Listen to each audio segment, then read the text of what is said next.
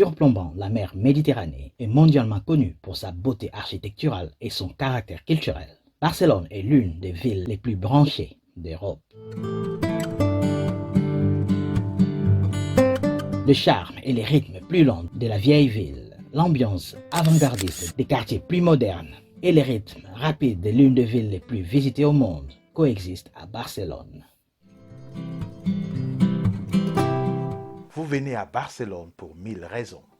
Son club de football, ses plages magnifiques, son ambiance méditerranéenne et surtout sa vie nocturne et sa gastronomie.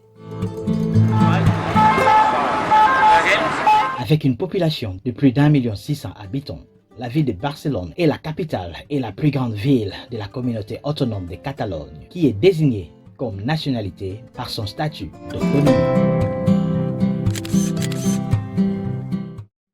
Où en Europe pouvez-vous trouver, dans une grande ville pleine de gens élégants, de fantastiques bars, des concerts quotidiens et la plage à quelques minutes de centre-ville? L'avantage de Barcelone est qu'il y a un certain nombre de plages fantastiques, accessibles en transport en commun, ce qui permet de s'imprégner encore plus facilement de l'atmosphère balnéaire.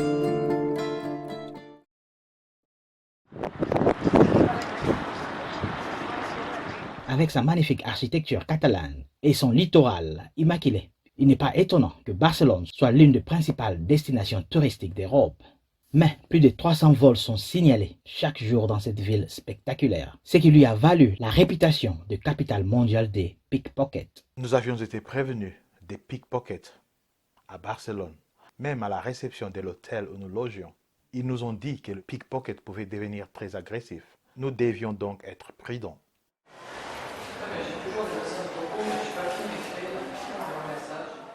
Nous avions passé 3 jours à explorer cette ville incroyable.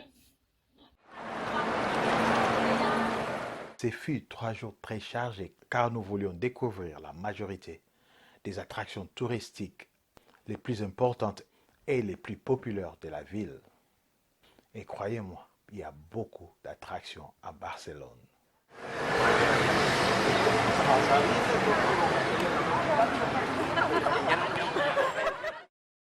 Pendant ces 3 jours, nous avions entre autres exploré la rue la plus célèbre de la ville, la Rambla, en dégustant des saucisses au kangourou au marché de la Boquera.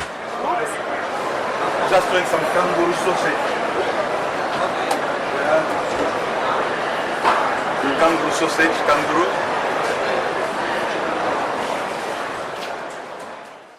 Nous avions nourri les pigeons à la place de Catalogne. Nous nous sommes relaxés au soleil sur les plages de Barcelone. Nous avions passé du temps sur la cool colline au-dessus de Barcelone, Montjuïc, où nous avions pu admirer des vues spectaculaires sur la ville.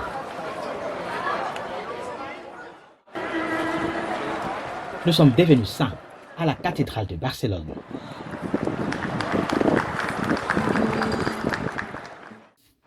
Nous avions visité l'Arc de Triomphe de Barcelone. Nous nous sommes imprégnés de vues phénoménales sur la ville au parc Güell de Gaudi. Nous avions appris à connaître Gaudi à la Casa Milà. Nous avions été émerveillés par une autre œuvre de Gaudi, la Sagrada Familia.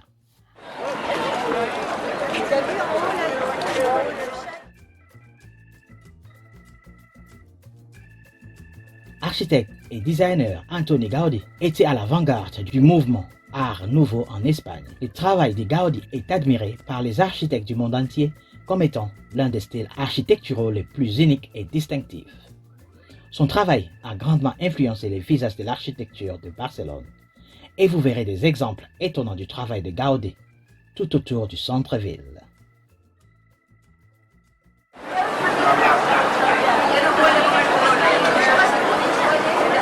Le premier arrêt de notre itinéraire de 3 jours est le marché situé sur la Rambla.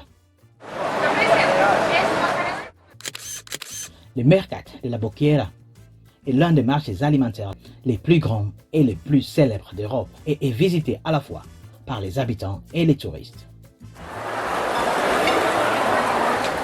cris des commerçants, tintements des verres, salutations de bienvenue. Oh là! Vous trouverez les aliments de toutes les variétés et nationalités sous un même toit. C'était tellement coloré, vous avez presque tout sur le marché. Nous avions même eu l'opportunité de goûter à la saucisse de kangourou et d'autruche. You have ostrich sausage as well. Ostrich.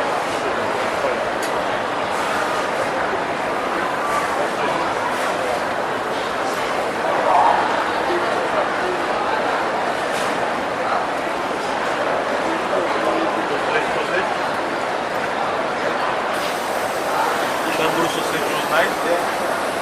Ostrich sausage.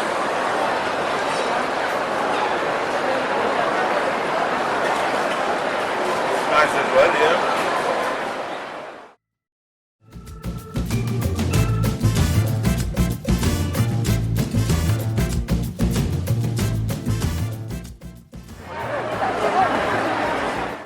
Il y avait des étals avec d'énormes crabes vivants.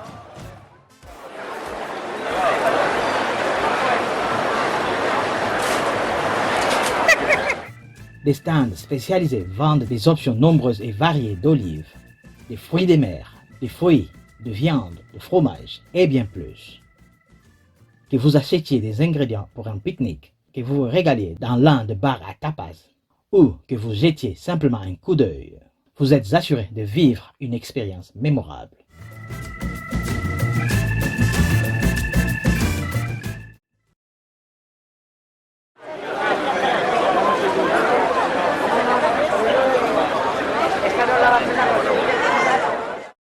Une des sorties du marché mène à la Rambla et il était temps de marcher dans la rue la plus célèbre de Barcelone. La Rambla nous conduira à la place de Catalunya. Reliant la Plaza de Catalunya, la place centrale de Barcelone au Vieux-Port, s'est promener sur la Rambla tout en admirant les façades imposantes et en regardant les passants est quelque chose que tout le monde devrait vivre lors de sa visite à Barcelone. Certaines personnes l'appellent la Rambla, tandis que d'autres disent les Rambles. C'est là peut-être un peu déroutant. J'ai appris que les deux termes sont acceptés. La Rambla fait référence à l'ensemble du boulevard piétonnier, tandis que la forme plurielle de Les Rambles fait référence aux 5 sections différentes qui les divisent. Les Ramblas rejoignent la place de Catalunya à son angle sud-ouest.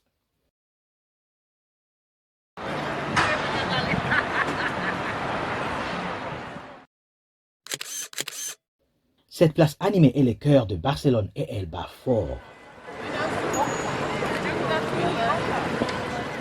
La Plaza de Catalunya, avec ses grands centres commerciaux et ses grands magasins, grouille constamment de monde. C'est la zone la plus centrale de Barcelone et un lieu de rencontre préféré des habitants et des visiteurs.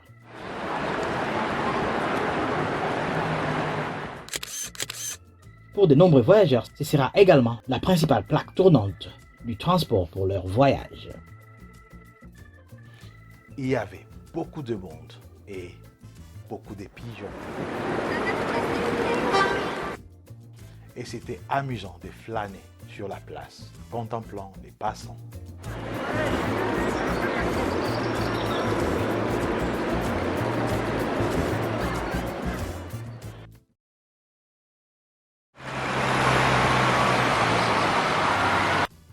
Le prochain arrêt est l'Arco de Triunfo de Barcelone, à 13 minutes à pied de la Plaza de Catalunya.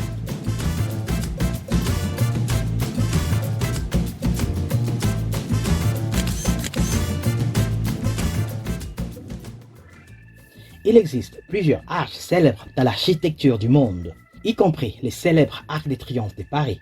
L'arc de triomphe de Barcelone, construit en 1888 et plus de 80 ans après les monuments parisiens, est assez différent de ses prédécesseurs. Par sa taille à lui seul, il fait la moitié de la taille de celui de Paris. Et c'est aussi un monument civil plutôt que militaire.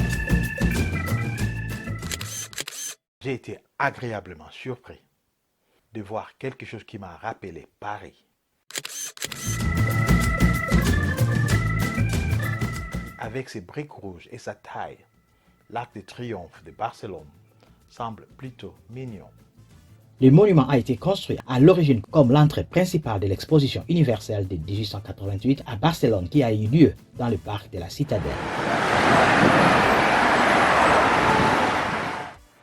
De l'Arc, vous atteignez le parc de la Cittadella sur le passage piéton Passeig de Lluís Companys.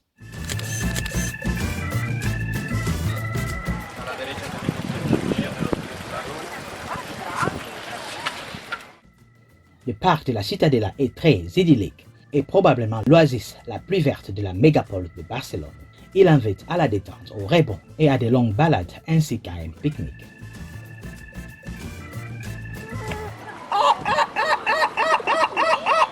Sur les terrains du parc de la Cittadella, il y a plusieurs attractions. Le zoo, le Parlement catalan, le musée d'art moderne est situé dans les bâtiments du Parlement.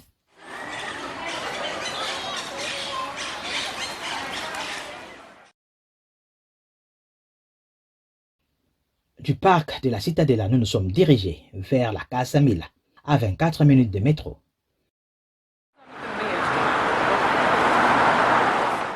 La Casa Mila, populairement connue sous le nom de la Pedrera, qui signifie carrière de pierre en catalan, est le dernier ouvrage civil d'Antoni Gaudí qu'il a commencé en 1906 et terminé en 1912.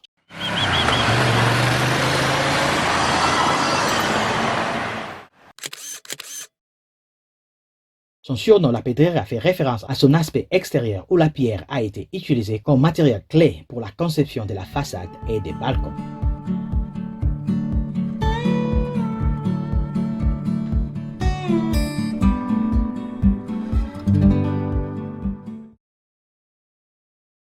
À seulement 6 minutes à pied de la Casa Mila, il y a une autre œuvre de Gaudí, Casa Batlló.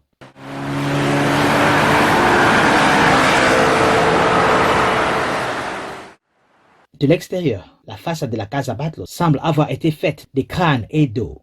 Les crânes sont en fait des balcons et les ossements sont des piliers de soutien.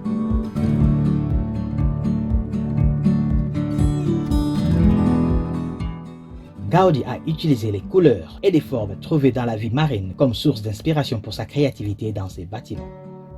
Par exemple, les couleurs choisies pour la façade sont celles de corail naturel. La deuxième journée a commencé avec une autre attraction à grand succès de Gaudí, Parc Güell. Le célèbre style architectural flamboyant de Gaudí est pleinement exposé dans ce vaste parc et jardin.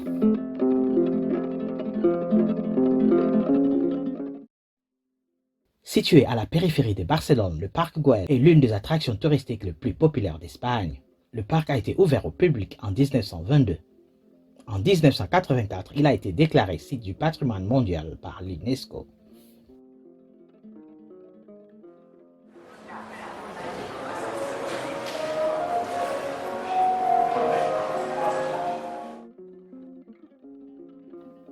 Tout au long du projet, du carrelage coloré est utilisé, ainsi que des mosaïques ludiques et des traitements des surfaces. L'architecture accueille avec élégance les qualités du paysage existant, devenant une extension du paysage lui-même. L'ampleur de la mosaïque est impressionnante. Il y avait un lézard géant à l'entrée et il semblait vraiment content de me voir. La statue de salamandre en mosaïque qui se trouve à l'entrée du parc Güell agit comme le symbole de Barcelone. El Drac est connu sous plusieurs noms, tels que les dragons et les lézards du parc Güell. La plus grande attraction du parc Güell est une terrasse qui surplombe la ville de Barcelone.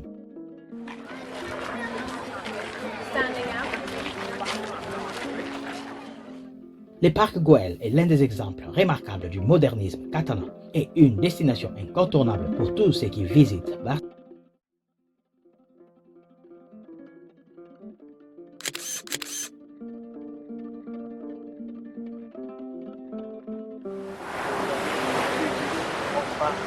Du parc Güell, nous nous sommes rendus à la plage de Barceloneta, 45 minutes en bus.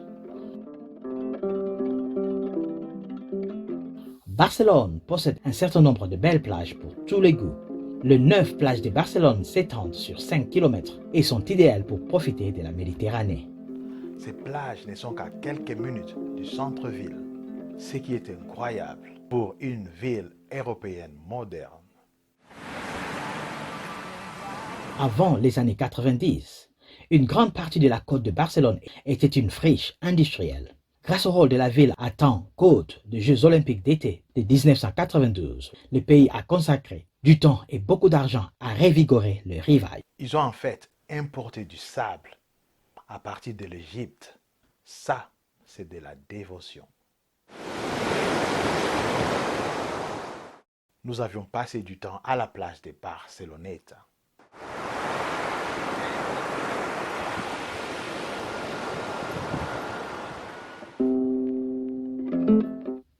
La Barceloneta est la plage la plus célèbre de la ville. C'est l'une des plages les plus appréciées de la côte de Barcelone et attire chaque année des centaines de milliers de visiteurs.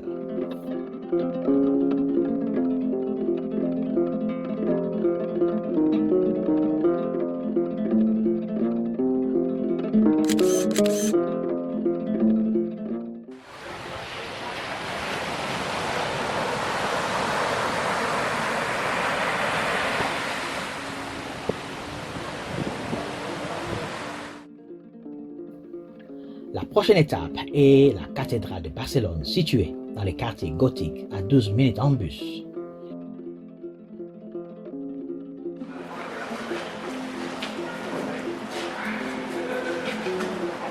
Le quartier gothique de Barcelone est l'un des quartiers les plus anciens et le plus beau de Barcelone.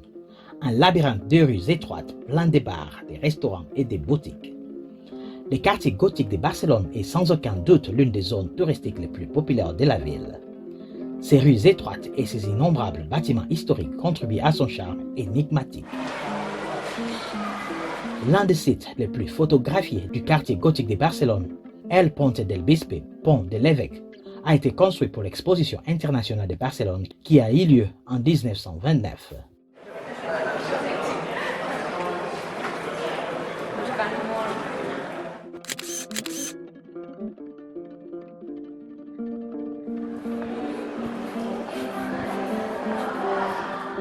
La gigantesque cathédrale gothique de Barcelone est un point d'intérêt central dans le quartier gothique. La cathédrale de Barcelone est une oasis de calme. Il offre un soulagement bienvenu par rapport aux cafés et magasins bondés du centre-ville.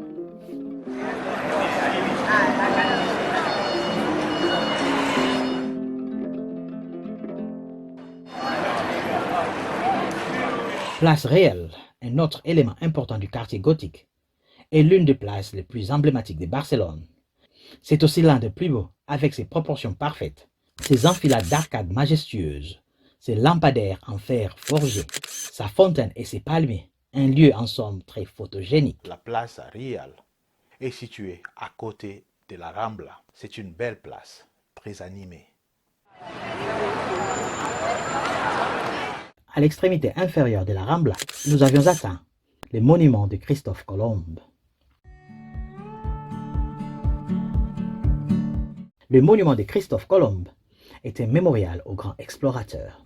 C'est un bâtiment géant culminant à 60 mètres dans le ciel avec la statue de Christophe Colomb se tenant fièrement au sommet, pointant vers la mer.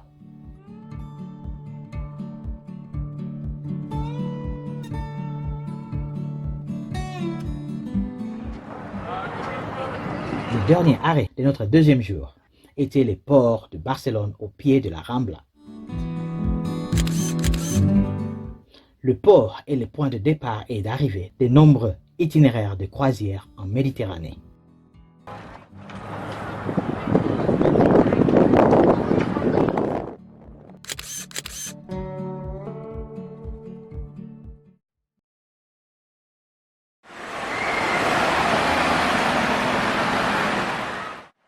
Nous en sommes à notre troisième et dernier jour à Barcelone.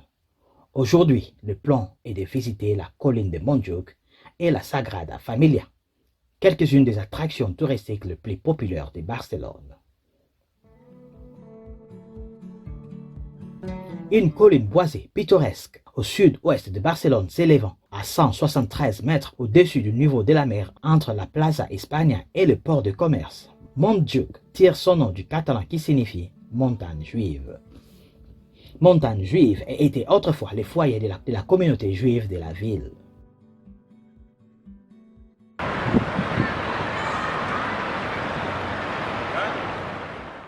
Un excellent point de départ avant d'atteindre Montjuïc avec son Palau national, la fontaine magique et la Plaza España. Plaza España est essentiellement un grand rond-point avec une fontaine impressionnante au milieu et une vue magnifique sur le Palau national et Montjuïc. Plaza España est la plus grande place de Barcelone et la deuxième d'Espagne après la place du même nom à Madrid. Plaza España est également une importante plaque tournante de transport qui dessert la plupart des régions de la zone métropolitaine de Barcelone. Autour de la place, vous trouverez les tours vénitiennes inspirées du campanile de Saint-Marc à Venise, formant une entrée à Montjuïc. Vous pouvez également trouver autour de la place le centre commercial Las Arenas.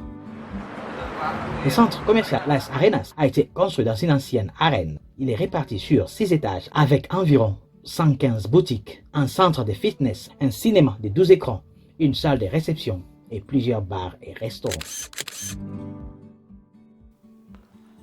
Las Arenas a un toit et la vue depuis le toit est particulièrement agréable. Vous avez une vue à 360 degrés sur la ville et les monts Montjuïc. Vous pouvez aussi voir de loin la Sagrada Familia. La Verte Montjuïc est la colline la plus célèbre de Barcelone. En raison de l'exposition universelle de 1929 à Barcelone, des palais, des pavillons, des parcs, des jardins botaniques, des stades sportifs et des salles d'exposition ont été construits sur la colline. Certains de ces bâtiments existent encore aujourd'hui et servent de musées. Les stades de sport olympiques ont été rénovés et d'autres ont été ajoutés pour les Jeux olympiques d'été de 1992. La fontaine de Montjuïc est éclairée de couleurs vives les soirs avec le spectacle magique de la fontaine.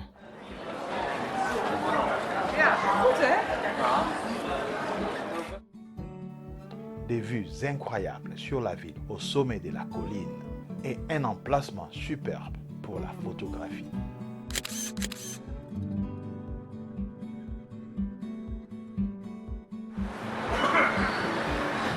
Finalement, et ce qui n'est pas le moins important, le plus célèbre ouvrage de Gaudi à Barcelone, la Sagrada Familia, notre dernier arrêt à Barcelone.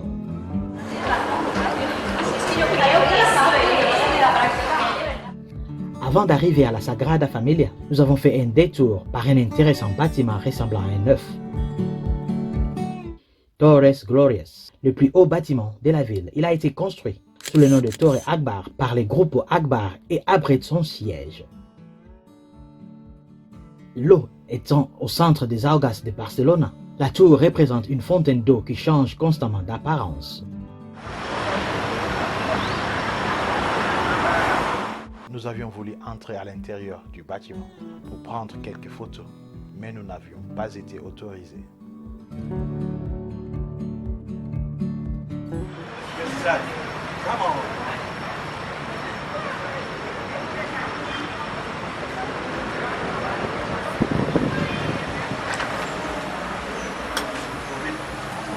Lorsque la tour est illuminée la nuit, c'est extrêmement impressionnant. Pendant l'illumination, les 4500 panneaux de verre éclairés changent constamment de couleur. Le spectacle peut être mieux apprécié lorsqu'on ne se tient pas trop près du bâtiment.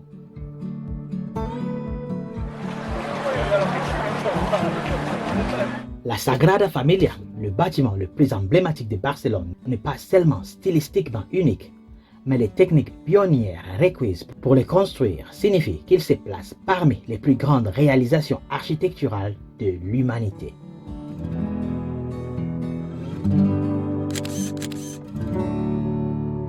À l'échelle épique, les flèches imposantes de l'église ressemblent à quelque chose du domaine de la fantaisie, et tout autour d'elle se trouvent des motifs religieux dans le style moderniste du maestro lui-même, Antoni Gaudí. Se tenir devant ces chefs-d'œuvre d'architecture est vraiment époustouflant.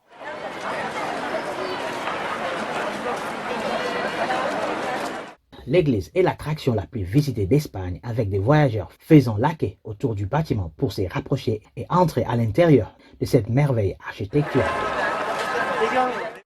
Les décors à l'intérieur de la basilique est tout aussi époustouflant. Des magnifiques piliers blancs s'élèvent comme des troncs d'arbres en marbre jusqu'au toit de la nef.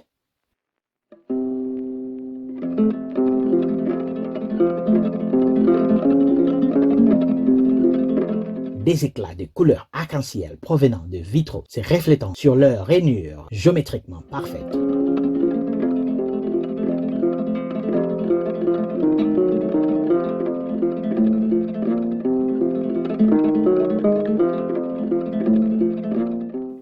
Il faut vraiment le voir pour y croire. Les travaux pour achever cette grande basilique se poursuivent encore aujourd'hui, de nombreuses années après la mort de Gaudí. Ce fut une excellente façon de terminer notre merveilleuse visite dans cette ville incroyable.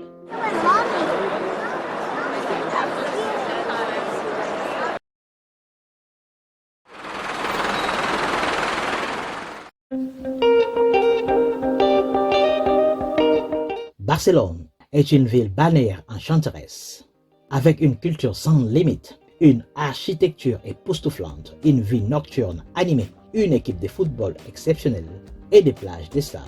Il y a de quoi ravir tout le monde.